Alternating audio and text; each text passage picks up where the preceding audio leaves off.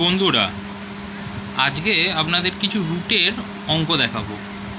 যেমন এই প্রথম যে অঙ্কটা হচ্ছে √30 প্লাস √30 প্লাস √30 প্লাস এরকম আছে, এবার ডট ডট ডট দিয়ে এটা চলছে। সেরকমভাবে 2 নম্বরটা কি আছে, √30 মাইনাস √30 মাইনাস √30 মাইনাস, এইভাবে চলতে থাকছে।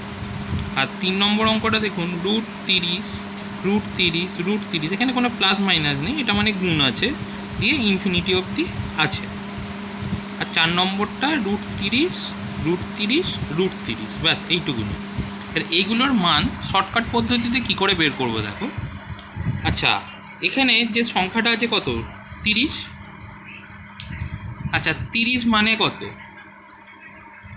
5 গুণ 6। তো এখানে 30 মানে কত পাচ্ছি, 5 গুণ 6, যত মানে কাছাকাছি সংখ্যা দিয়ে এ করা যাবে সেইটাই আমি দেখব। মানে দুটো সংখ্যার মধ্যে যত ডিফারেন্সটা কম হবে সেই অনুযায়ী করতে হবে। তাহলে এটা তো আমি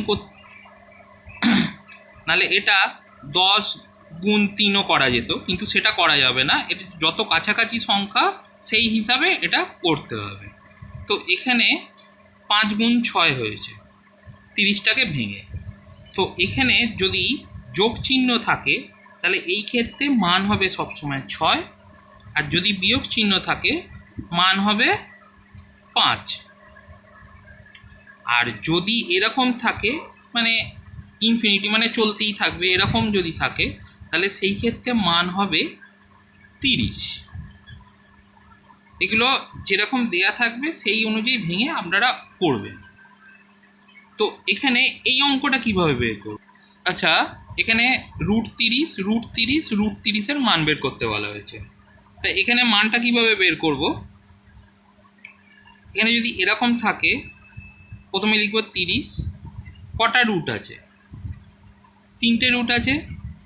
এবার রুট মানে কি, এর পাওয়ারটা হাফ। তো সেরকমভাবেই এখানে কটা রুট আছে, 3টে রুট আছে। উপরে 3টে 2 গুণ, নিচে 3টে 2 গুণ করব, দিয়ে এই ওপরটা থেকে -1 করে দেবো।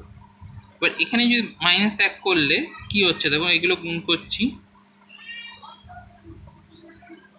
এবার এখানে এগুলো গুণ করে এটা থেকে 1 বিয়োগ করবো, আর এগুলো গুণ করে এখানে বসিয়ে দেবো। তাহলে এগুলো গুণ করে 1 বিয়োগ করলে কত হচ্ছে,